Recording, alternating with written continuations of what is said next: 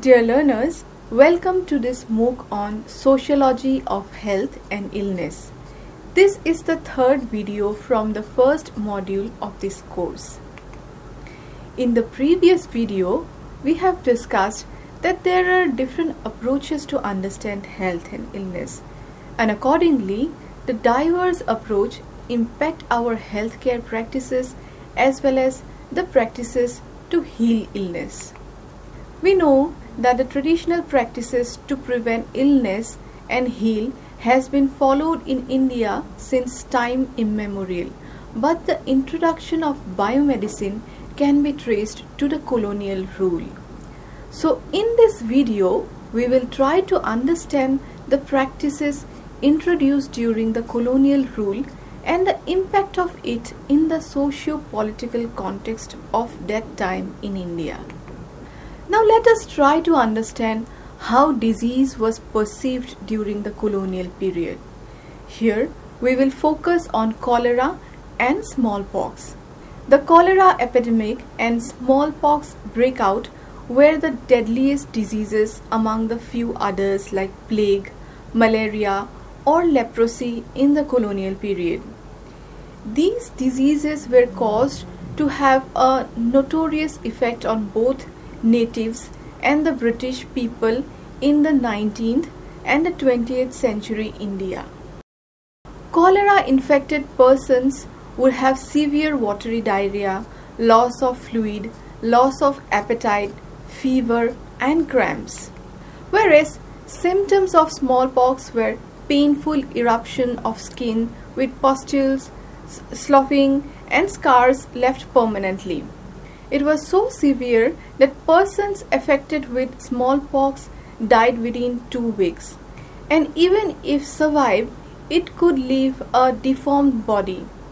Both of these conditions have taken millions of lives until it was reduced or eradicated through national or international programs. The strong connection of spreading the disease cholera was traced from Hindu pilgrimages.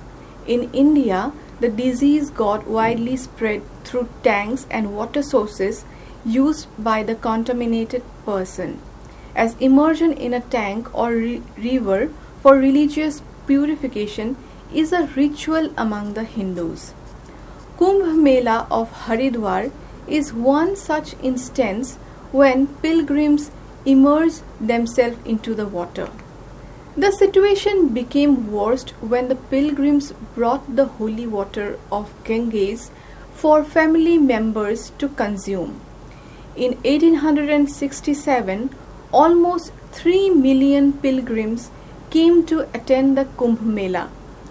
Although only 19 pilgrims were treated in Haridwar, most of them have carried it with them while traveling back home through different parts of the country. On the way, the pilgrims used the tanks and wells and left the fatal disease behind. But the identification of the spread of disease with pilgrims was seen as an assault to the religion. It was also one of the reasons for which more reluctance and resistance to Western medical sciences among the native people was seen. The colonial administration therefore marked the pilgrims as a dangerous class that required special surveillance and required to follow regulations. Accurate statistical data of the period before 1860s is not available. Therefore, no accuracy of death could be found before that era. From the available statistics, David Arnold, a prominent historian, traces that at least 23 million people died in colonial India from 1865 to 1947 due to the cholera epidemic. Therefore, it was regarded as one of the first deadly epidemics in the 19th century. Jameson's statistics of 1820s suggested that mortality exceeded 10,000 in several districts. Likewise, for smallpox, Arnold estimated that in Calcutta, mortality from smallpox was around 11,000 between 1837 to 1851. The children were primary victims, and it was said not to count the children as permanent members of a household unless and until they survive an attack of smallpox. Now let us try to understand the relation between disease and poverty. Studies have reflected that the diseases were significant among the poorer sections in India. It does not mean that the upper class or the Europeans were not affected, but they took precautions with healthier living style and a good diet. For example, Jameson in Calcutta in 1820 speculated that cholera is more among the slum dwellers, where sanitation and hygiene is in the worst condition. Those places were crowded with water stagnation and the drinking water was polluted. Rural areas were doubly affected by the disease, which was accompanied by famine. During the Guntur famine in Madras Presidency in 1833, cholera killed almost 2 million people. Therefore, decline in famine after 1900 was a factor in the decline of cholera mortality in the 1920s and 1930s. Likewise, the breakdown of the Bengal famine in 1943 to 1944 brought cholera epidemic back, although it was temporary. A similar case was seen when the bubonic plague epidemic broke out in Bombay in 1896 and spread to a larger western and northern India. Poverty did have a direct impact on the major famines that shook the country. Poor housing, unclean neighborhoods, and insufficient diet were seen as a major players in transmitting the disease. A popular English daily in Bombay said that plague mainly chooses to attack the poor. The wealthier also occasionally fall victim, but it is the poverty-stricken who usually suffer. Similar was the case of malaria. Sir S.R. Christopher investigated about malaria epidemic in Punjab in the year 1908 and argued that there was a direct relationship between malaria and high food grain price that led to mortality among the poor people of the region. However, later he changed his position about the relationship between poverty and disease. It was interesting to see how the colonial government was least interested in relating the diseases that were prevalent in India with the factor of poverty. Rather, the common understanding seemed to be that the cause of poverty were the diseases and not the other way round. The colonial government attributed the primary cause of diseases mostly to the environmental and cultural factors. Moreover, the rise in research interest in bacteriology and parasitology diverted the attention from poverty in the 19th and early 20th century. It was only after the 1930s when poverty gained worldwide discussion. The topics and interconnections of disease and poverty were brought to the table. Otherwise, the colonial government found no interest in studying poverty, ironically, which was caused by their actions of exploitation. Now we will try to understand the interpretation of disease by the natives. We have already discussed that the Western outlook towards disease and medicine was in contrast to the indigenous ideas and knowledge system about health and disease. Epidemics like cholera and smallpox, which were seen to be disease by the British, were comprehended by the natives as the revenge by deities or playfulness of God. Though India is a diverse country regarding religion or culture, the natives' views were not very different from each other. As a consequence, the colonialists regarded the natives to be superstitious and backward. But the Indian people too had their own interpretations. There was an episode where the British administrator Warren Hastings' army was attacked by cholera in Bundelkhand area of the northern India. The villagers believed that it was because they had offended a Hindu deity. A cattle was slaughtered in a grove sacred to Prince Hurdulal to feed the British army despite warnings from the local Brahmins. Therefore, they believed that the epidemic broke as it offended the spirit of Hurdulal, and therefore they started worshipping him. Similar examples were seen from southern and eastern parts of India as well. Therefore, in possible ways, the British were seen as responsible for spreading the disease, either through offending Indian gods or by disrupting the Hindu cosmos by their military interventions.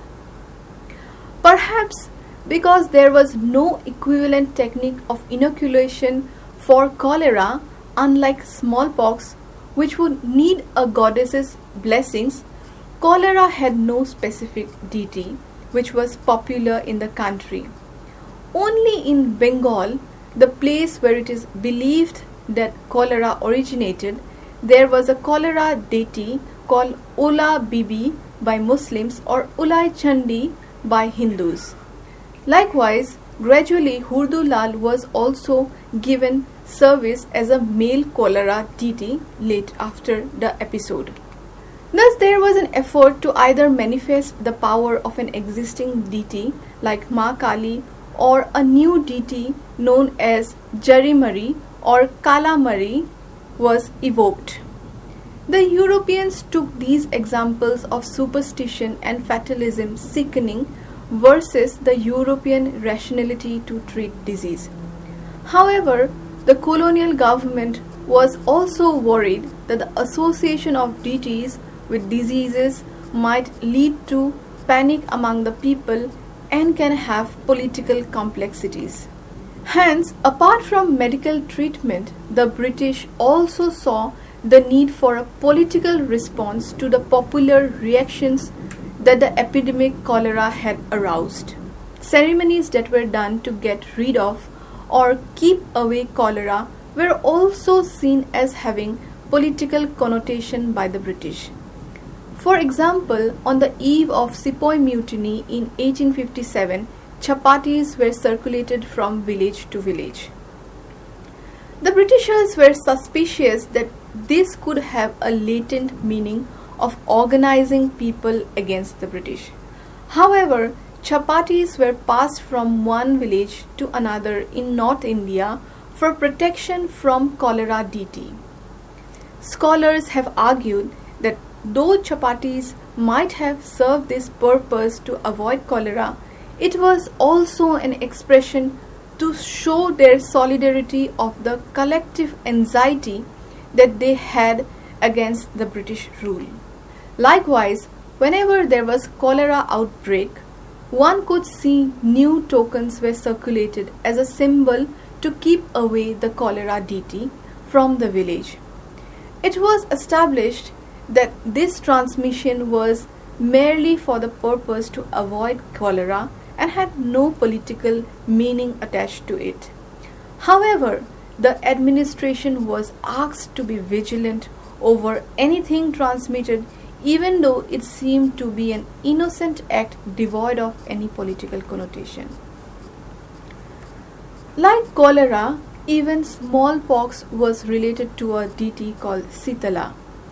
Sitala is an embodiment of Shakti, female energy, who is believed to possess both productive as well as destructive powers.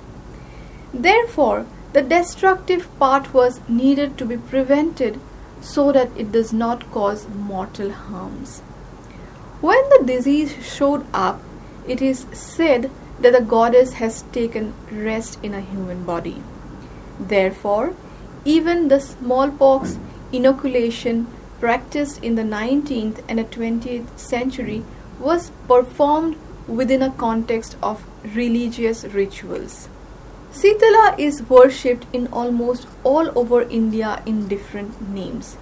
Particularly in Assam and Bengal, she is known as the goddess of Basant, which means goddess of spring, and the disease is known as Basanta Rog. It is also to be mentioned here that although Sitala is known to be the goddess of smallpox, the natives believed that smallpox is more a manifestation of her personality and presence rather than the essential character. Hence, the disease is considered to be a sport or a play which should be respected with rituals and offerings. Therefore, smallpox was not regarded as a disease by the Hindus, but as a divine form of Mata or I. The burning fever, pustules marked in the body, therefore demanded rituals more than therapy. Sitala thus means the cool one. Therefore, the common offerings made to the eye are cooler substances like coal, rice, curd, plantains, and sweets. It is advised to avoid hot cooked food. Domestic fires were needed to be extinguished, and the affected one should debar from sexual activity as it is considered as to be a heating activity. The body is washed with cold water and soothed with warm neem leaves, the favorite tree of the goddess. Therefore, Sitala was both the source and also the means to gain protection from it. David Arnold argues that smallpox occupied a paradoxical place in the history of European medical ideas in India. It was seen as a disease by the Europeans but not by the natives of India. Though the condition of smallpox was prevalent in both Europe and Asia, the cultural context associated with India made the case unique. The way Sitala was worshipped, despite being a threat to human lives, looked obscure and absurd to the Western medical practitioners. Now let us try to discuss the measures that were employed during the colonial period for the prevention of these diseases. The religious texts of Hinduism did not have a much prescribed form to treat smallpox. One way to deal with protection from it was through the method of variolation or inoculation. This was the most common way to deal with Sitala before it was displaced by Jennerian vaccination in the second half of the 19th century. The accounts suggest that it was more of a religious offering than a medical procedure. Variolation was widespread in northern and eastern India, but not very popular in Madras Presidency. There is no one way to conduct variolation as it differed from region to region in India.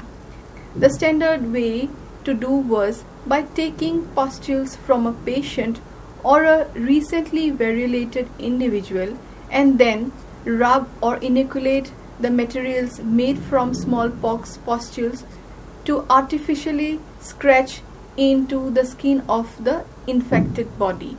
The patient would then develop pustules from this artificial method, which are less severe than the naturally occurred smallpox. In the later part of 19th century, the British tried to suppress this method. Soon, there was a substitute to variolation that was invented by Edward Jenner in 1790s. Jenner is now regarded as a father of immunology. He observed that it was possible to have immunity against smallpox if the patients were infected with cowpox. His experiment was successful and vaccination grew in prominence in Europe as well as in India's British Empire. First vaccination was adopted in India in the city of Bombay in 1802. However, until 1890s, the use of vaccination failed largely. It was because the vaccination were to be imported from Europe by ships, and till the time it reached the probable destinations, its validity expired. Though the use of vaccination, the Europeans were getting less vulnerable to smallpox. However, it performed very poorly in Bengal.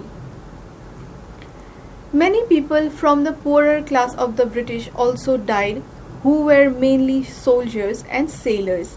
The wealthier people were well protected with vaccinations, diet, spacious houses, and most importantly in having lesser contact with other people. But vaccination was never intended only for the Europeans, although large sections covered by it was the Europeans. Vaccination was introduced at a critical history of colonialism in India. It showed that the regime, although established by force of arms, was benevolent to the subjects, and the vaccinations offered were a good opportunity to portray their good intentions towards the Indian people. The first law on vaccination for India came in 1804. It was Lord Wellesley's government who formally banned variolation in Calcutta. But this law was not enforced with coercion, and hence 50 years later Lord Dalhousie declared that it was impossible to prohibit variolation in India given its wide practice. The later officials were also reluctant to take any other coercive means, fearing political tensions in the air. By an Act of 4 of 1865, the government of Bengal recommended to implement the Smallpox Commission of 1850, and the practice of variolation in Calcutta would lead to imprisonment of 3 months or a fine of rupees 200. This was followed by underground variolation. By the end of 19th century, even educated Indian scholars like Sir Syed Ahmed Khan, a leading Muslim leader during the period, asked the government to implement laws for compulsory vaccination. He urged for compulsory vaccination bill in the Viceroy's Council in September 1879. He spoke wisely about the Western rationality and argued that the natives of India might have prejudices against vaccination. He said that vaccination is needed to protect the infants who are easy prey to smallpox. Moving on to the measures to eradicate cholera, the long persistence of cholera led the British government in 1864 to appoint provincial sanitary commissioners. Even after 50 years of 1817 epidemic, the government was still in considerable ignorance about the scale of cholera mortality. There were reports on the problematic sanitation and hygiene, but there were fewer solutions to the problem.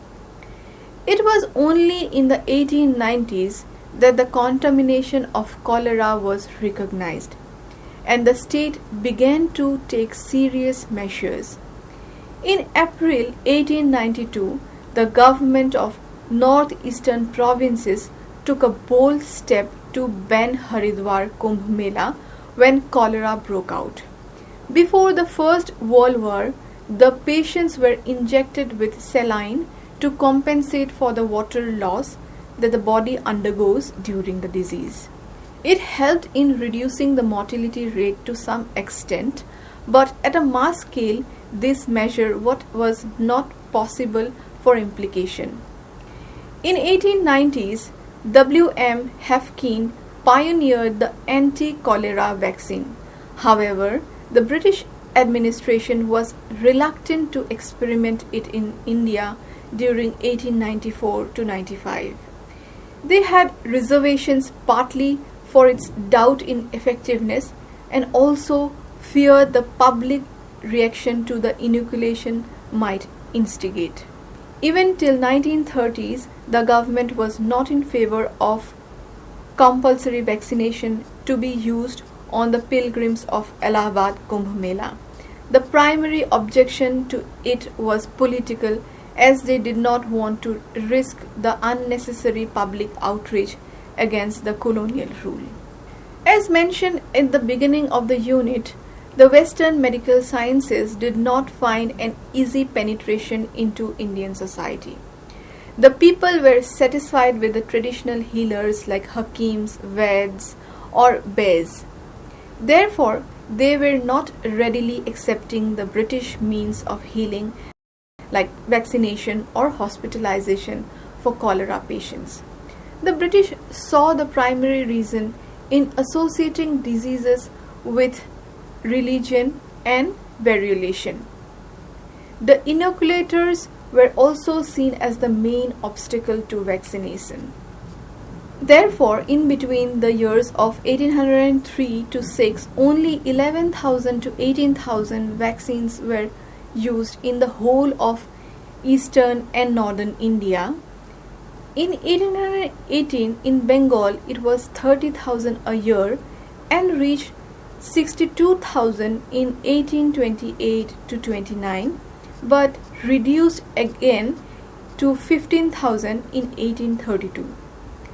The British commissioners called for the prohibition of variolation, as they must save the willful destruction of the subjects above whom the Europeans have taken charge. There were other reasons for which the native population was reluctant to use vaccination. Once the vaccinations were established in India, efforts were also made to give arm-to-arm vaccinations, but vaccine was lost in human transition as parents were not allowing their children to take it. Again, when calf limbs were introduced, it was very expensive to fund. And above all, the Hindus rejected to it for their belief that it involves cruelty to animals. Animal vaccination was first used in 1870s and 1880s, and the opposition was strong from Western India. However, in the later years, the resistance softened because the people preferred calf vaccine instead of the painful arm-to-arm method. Greatest of all, the secular nature of vaccination was surpassing the caste taboos, which were not acceptable to Hindu caste societies. Moreover, it needed no pujas or ceremonies to offer to the deities. Likewise, in case of cholera, the natives were not happy for blaming Hinduism as a reason for cholera. When the British tried to clean the streams near river Godavari, the natives stood fiercely against it. Likewise, they were not willing to accept the government's action of banning Kumbh Mela during the epidemic season. The natives were also not comfortable in the secular modes of hospitalization and social isolation that they received from the hospitals. Rather, they wanted to be taken care of by their families. Moreover, hospitals were more exposed where caste taboos of purity and pollution was not followed. The British did not opt for compulsory measure for cholera because they feared political outrage. So, dear learners, In this video, we have discussed how health and illnesses were perceived during the colonial period and what measures were undertaken to introduce biomedicines and what challenges were faced during that time. Thank you.